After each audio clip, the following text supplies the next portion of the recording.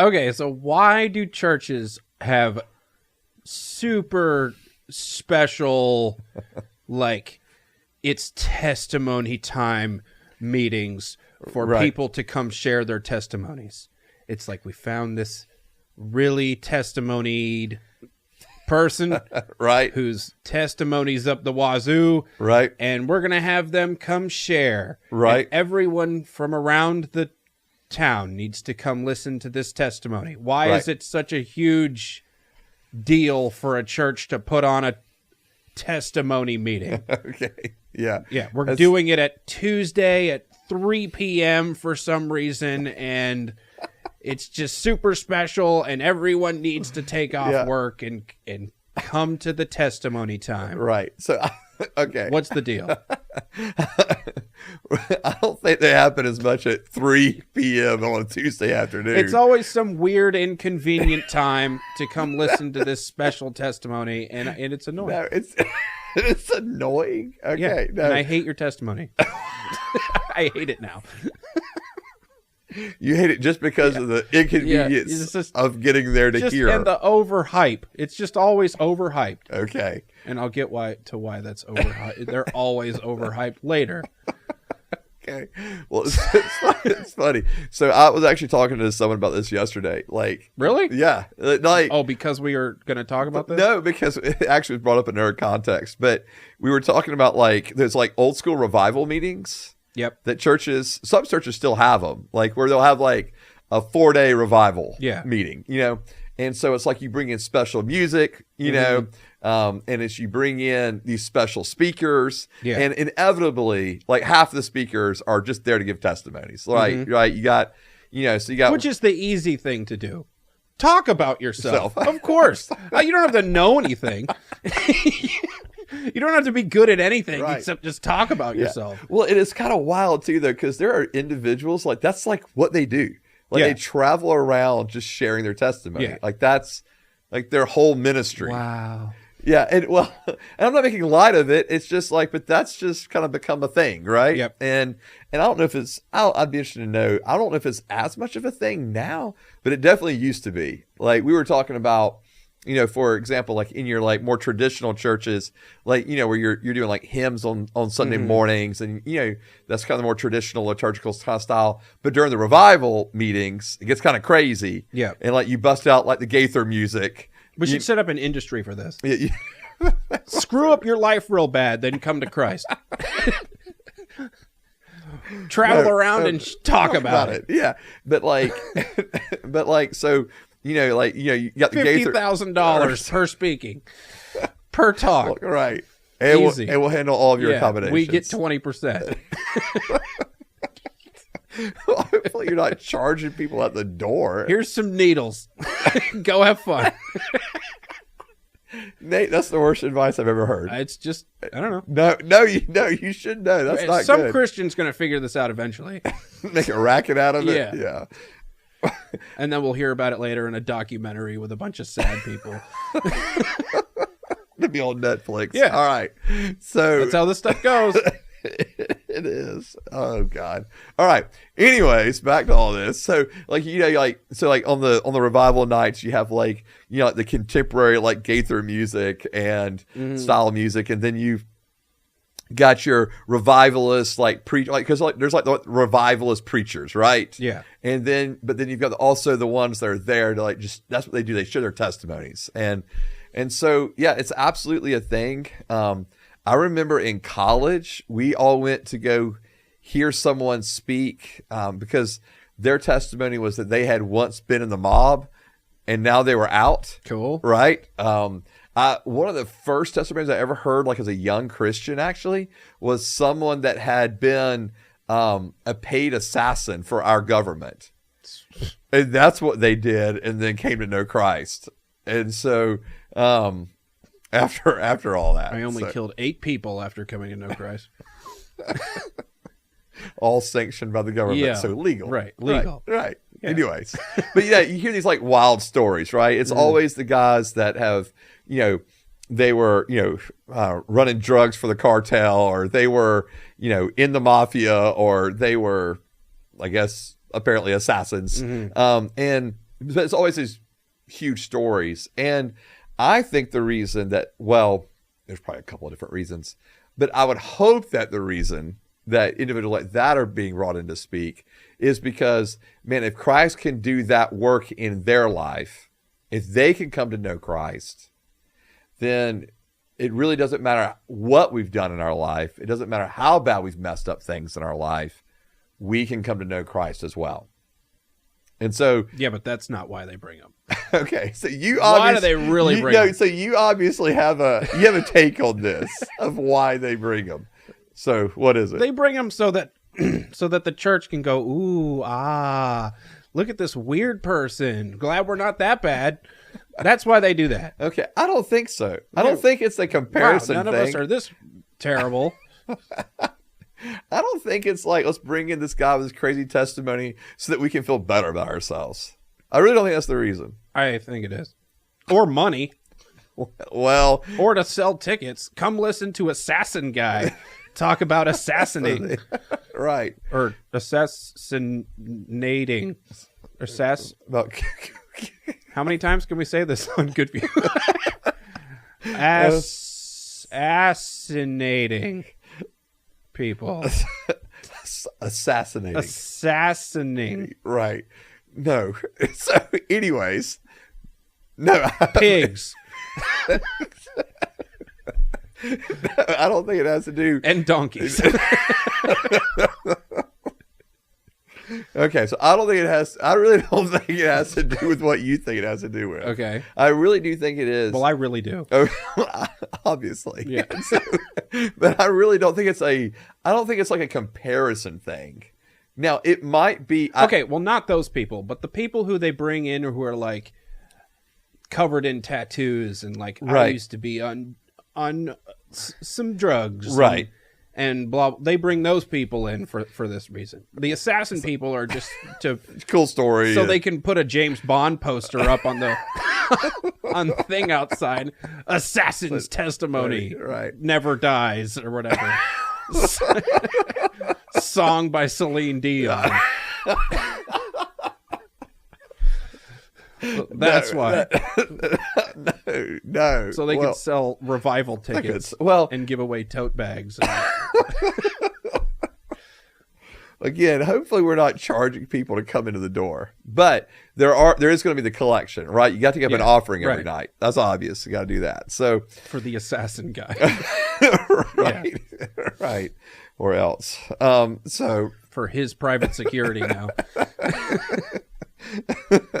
So, but I do think that there's a sense of, I do think what it is in a lot of ways is, man, if we bring these kind of people in, maybe we'll attract individuals that maybe will not normally come to church.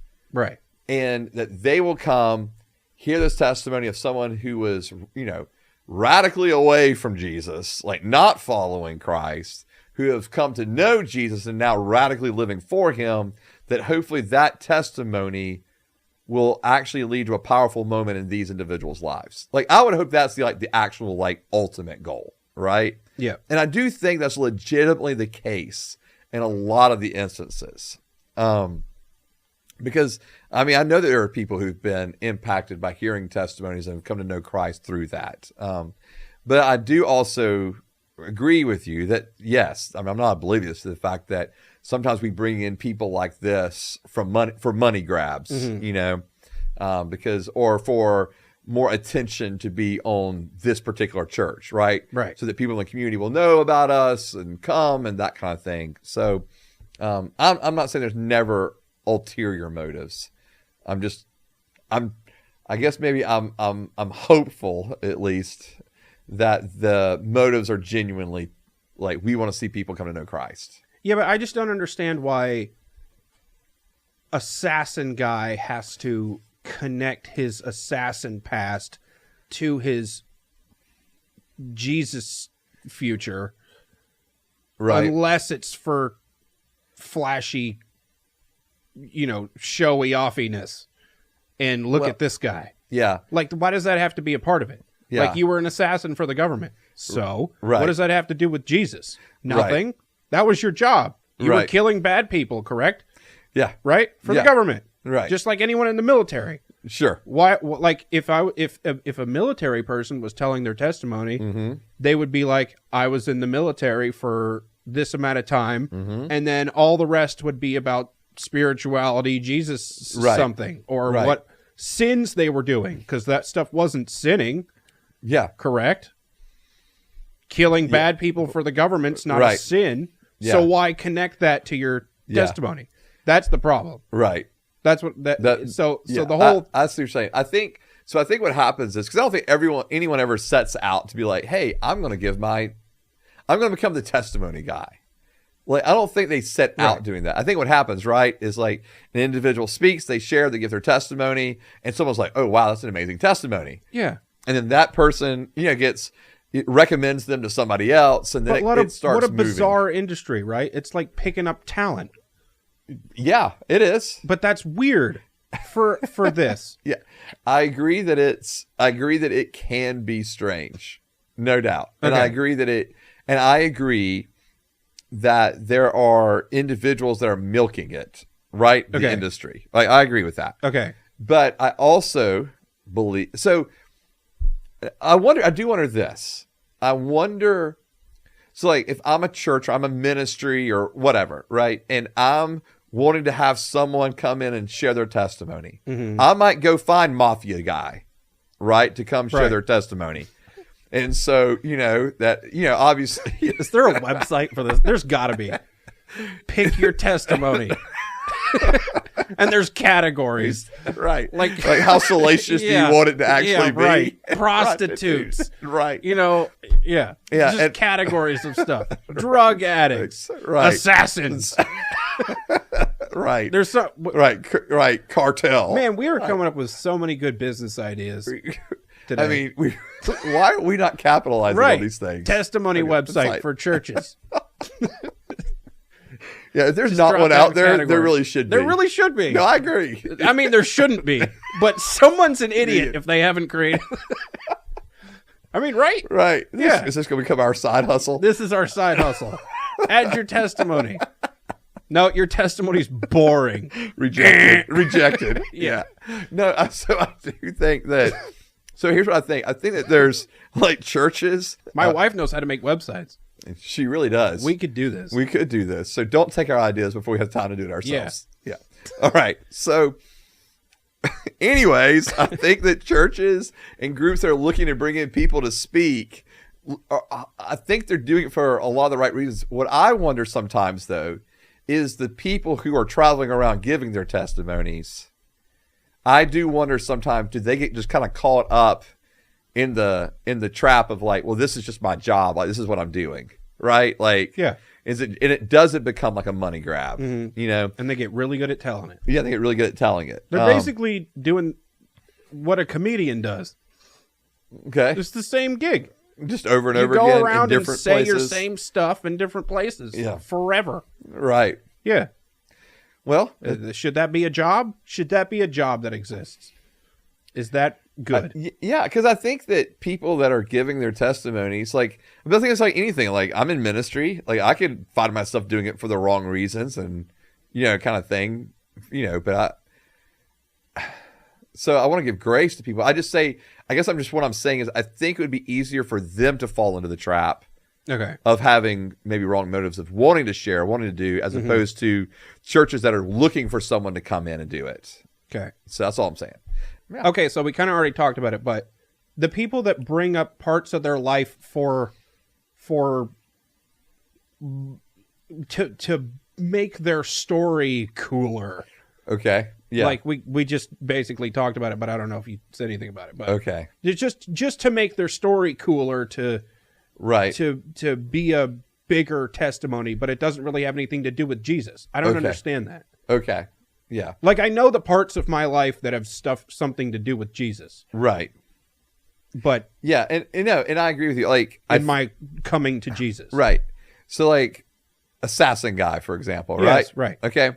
So he came to know Christ after that. Right. And part of what led him talking about that was eventually the trauma he was beginning, or PTSD, or whatever you want to phrase it as, that he was beginning to feel as an individual that was doing some things in a pretty, what we would kind of call a cold-blooded manner. Mm-hmm. And it eventually was like catching up to him. Okay. Right. And so, and then starting to feel ashamed and that kind of stuff for what he had been doing, for taking life. And so then it was like, all right, in coming to know Christ, some of that kind of led him into this coming to know Christ and finding peace. Okay. So I do think that we share things in our testimonies at times that really don't have a connected point to us in our coming to know Christ, okay. right? Like, I do think that happens.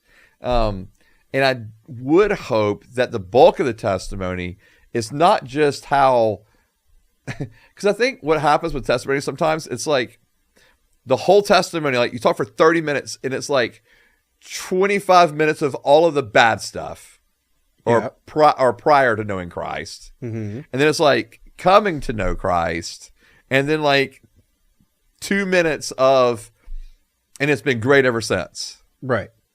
And I do think those kind of testimonies miss the mark. Okay. And the reason being is because the focus really isn't as much on Christ as it is on all this other stuff that happened prior to that. I feel like they missed the mark, weighted the other direction a whole lot more, though. Like, I think the ones that we're talking about are like the big flashy ones that churches do. Yeah. But 99% of them are, I'm not going to mention any. Anyway, this is probably the next question. Okay. Yeah. 99% of them are, I'm not going to mention any of the actual stuff I did. I'm just going to talk about the good enlightened part at the end. Okay. For 45 minutes. Okay. So you think you hear testimonies going the other way? I think the big ones that the churches are going to bring in are the cool ones that assassins and mafia people and whatever. Okay. And they'll talk about all the bad stuff because that's cool, interesting. But if you ask someone in your local church to give their testimony, they ain't going to say any of the bad stuff they did. They're just going to say, I was far away from God. Right. Yeah. Anyway, that's the next question. But I don't think you're wrong, and I don't think they're wrong for addressing it that way. Because I think that, I think for some people, on one hand, just giving too many like intimate details, if you were, is embarrassing. They feel shamed for it. Yeah, but you just said that if assassin guy comes and talks about all of the prior embarrassing stuff, that someone might hear that. Sure. And be like, well, I've done some pretty shady stuff too. Right. So how come local person shouldn't tell all their embarrassing things also, so that someone sitting in the church can be. No, and I don't disagree with the fact that we should share some things, right? Okay. But I don't know because I do think it's a difference of someone that's like in the church, in the community, versus someone that's just coming in from the outside that's going to be with you for like 2 days and they're gone. Right. Because they're not having to live with you from that point on, wondering what you think about them, knowing all of this stuff now. Yeah. And I'm not saying that's good and healthy completely, but I'm just also saying like I've also seen it go sideways. Like I've seen it. Have? Oh yeah. I've seen it where someone in a local congregation shared what was deemed to be too much and then being reprimanded for it. Well, and so that's wrong. Right. And I don't, right. Right. And I think it depends on the audience. I think it depends on, how much detail we're getting into. Okay. Right. I don't think like if you're talking about, in my past, I was doing drugs and having sex and like, I don't think you need to go into like all of the details of those things. Okay. Would you, what do you think? Do you agree with that? Or do you think more details, the better? Well, how, okay. So what's your scale of if someone hears this, then they might think, well, I could be saved too. Okay. Like, how much detail are the people listening want? Right. Yeah. Does that make sense? Yeah. But I think that's what I'm saying. Like, I think like I can say sex, right? And that be like the general thing without having to go into details of all of those interactions. Okay. Does that make sense? Yes. Okay. So, but if I think my sexual interactions were way worse than you saying I was in sexual sin before, right? Maybe I think my stuff's too bad compared to what you. So that's why I'm saying, like, right. It depends on what level of detail you're looking for. Like, how much should we actually say on stage? Yeah. Well, like if someone was up there and they said, so they're talking about sexual sin, right? And they're saying, okay, I was involved in sexual sin. I was involved with whether it be adultery or orgies or pornography. Like, I think that's reasonable to say. Yeah. So not like, but I don't need to go into details beyond that. Like, by the way, there were 5 of us, and I don't think like that's what I'm saying. Like, so like I think there's lines. Okay. In everything. Okay. So, But what if I'm sitting in the audience and I was only in an orgy with 4 people and I'm like, oh, what? You know what I'm saying? Right. Like, oh, there was only 4 of us. So if this person can get saved and there was 5 of them, then no. You know what I'm saying? Yeah, but I don't think people are going to think that way, Nate. Why not? You don't think so? I don't think so. Okay. Yeah, I think that like when you're just giving I think giving those broad statements, right? Because and like it may scare some people like in the congregation, like you just saying the word orgy, right? Yeah. But the reality is I can go to Galatians chapter 5. It might scare Goodview also.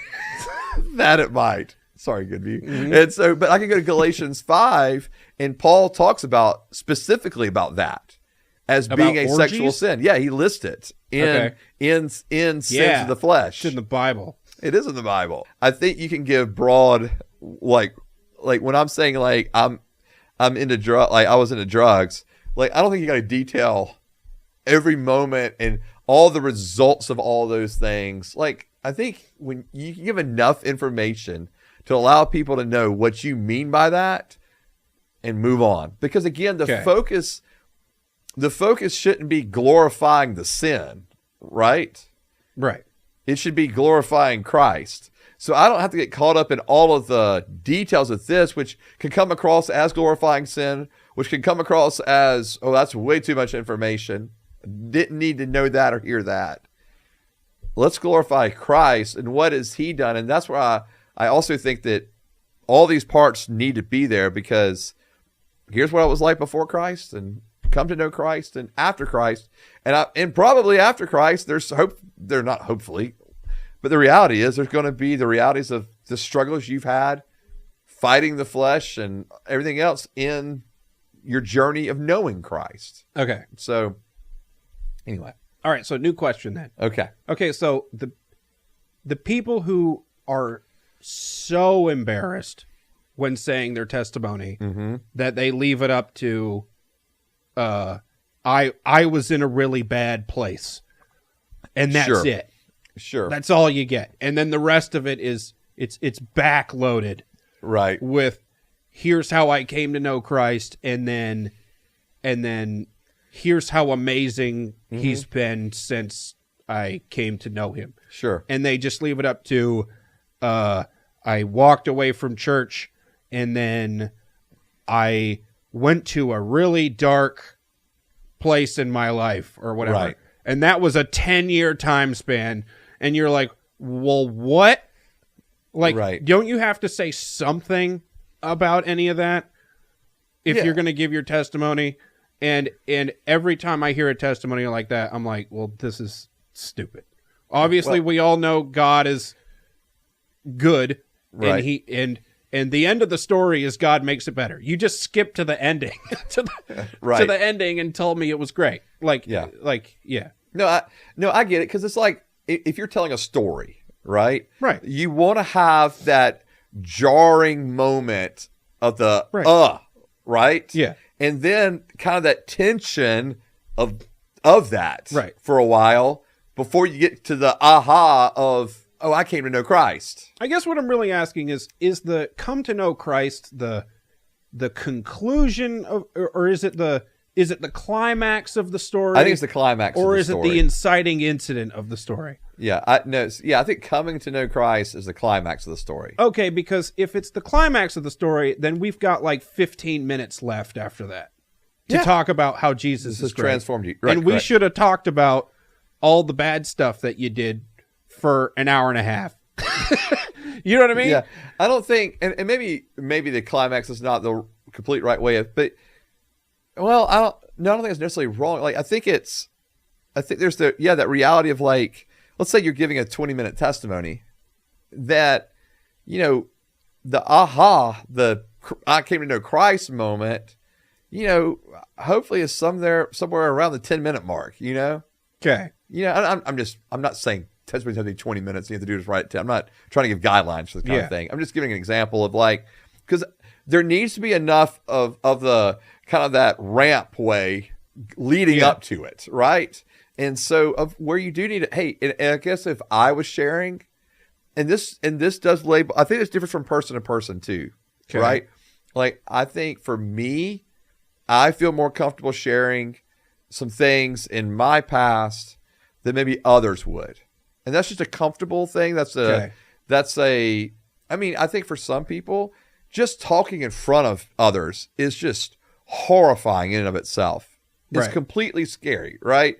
And so then you're asking them on top of that to throw in really intimate details that they may feel embarrassed by.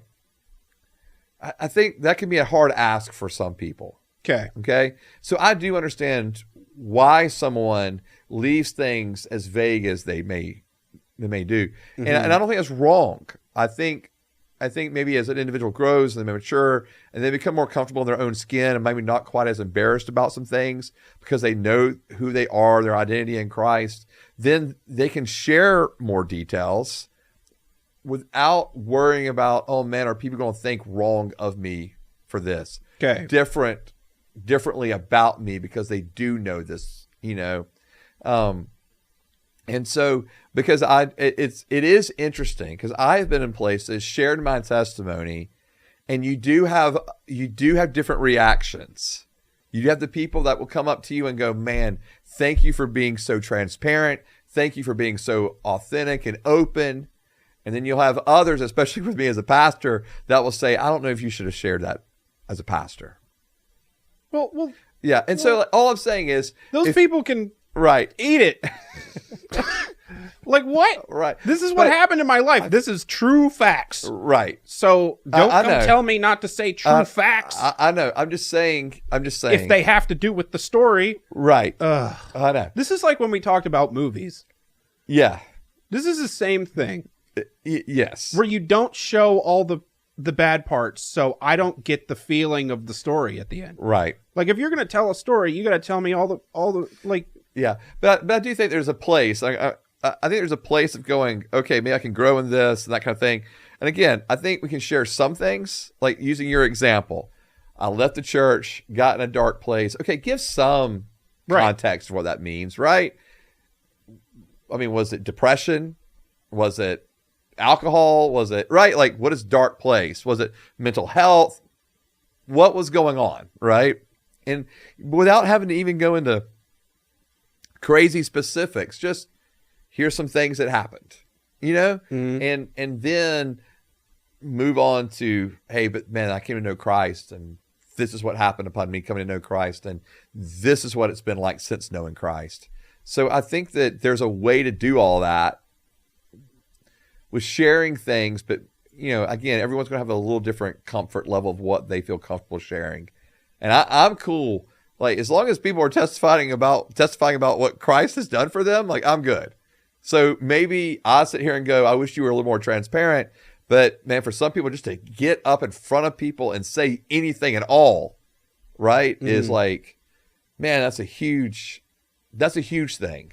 And I've had people, for example, that I knew that I thought their testimonies would be very impactful because of a certain topic or issue that their testimony involves with. And we've sat down, gone through it before, and then when they get up to share the testimony, even though that person and I walked through it and some of the things to include, they leave out some things because they're not quite ready to give all those details. Oh, okay. And I understand that. Like I get that. Okay. So